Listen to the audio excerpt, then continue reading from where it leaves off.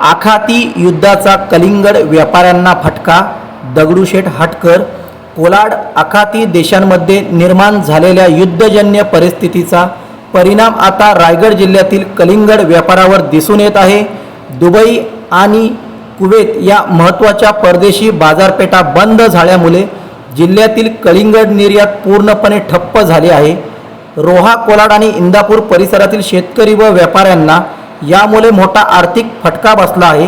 निर्यातीचा मार्ग बंद झाल्याने स्थानिक बाजारपेठेत कलिंगडाचे दर घसरले असून व्यापाऱ्यांना कलिंगड केवळ 5 ते 10 रुपयांमध्ये विकावे लागत आहे.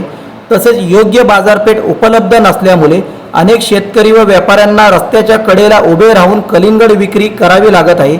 या परिस्थितीमुळे उत्पादन खर्चही निघणे कठीण झाले असून शेतकरी आर्थिक अडचणीत सापडले आहेत. या संदर्भात दगडूशेठ हटकर यांनी प्रशासनाने तातडीने लक्ष घालून शेतकरी व व्यापाऱ्यांना दिलासा द्यावा अशी मागणी केली आहे.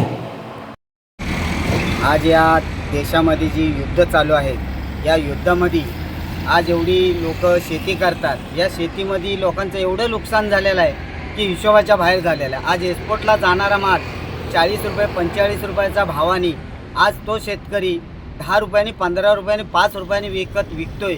त्याला रस्त्यावर बसण्याची वेळ ही आली. ही सगळी युद्धामुळेच आलेली आहे. आणि या